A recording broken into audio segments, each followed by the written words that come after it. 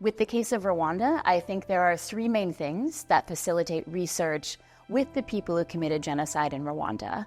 The first is it's relatively recent. So this genocide was in 1994. This was 30 years ago, but most of the people who committed genocide are still alive. And because of this, there were actually about 240,000 civilians, again, most of whom who had never committed violence before, who joined killing groups, who killed their neighbors or who supported the killing of their neighbors. And many of them who were found guilty were then incarcerated. So this meant that there was a way to find the individuals who were found guilty in Rwanda's prisons and community service camps. Genocide is an egregious crime. That said, I think many people are willing to talk about it, and I think they're willing to talk about it in part because they are also trying to come to terms with what they did. So as a researcher, it's important to talk with people who committed genocide because I want to know, why did they do what they do? What are the social factors that shaped their decisions? And this is actually really important because there's a lot of research on people who commit violence, and if you don't come to terms with it, if you see it as okay or normal, you're going to keep committing violence. It's going to be pretty hard to desist and to stop committing violence.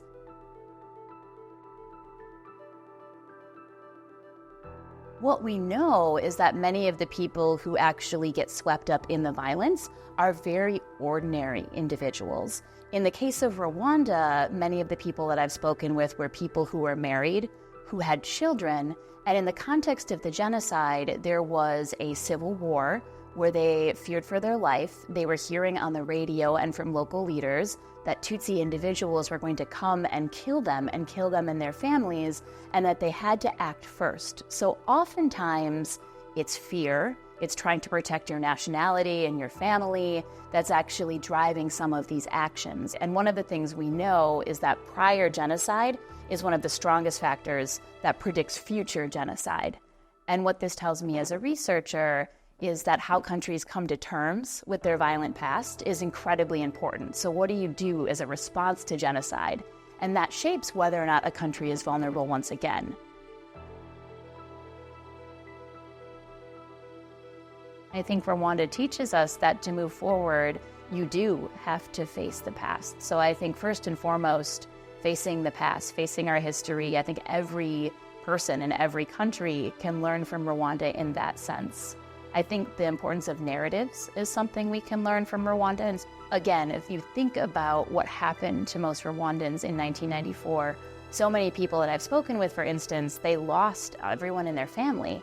And then they're still living, they're still interacting with people who perhaps harmed their family members.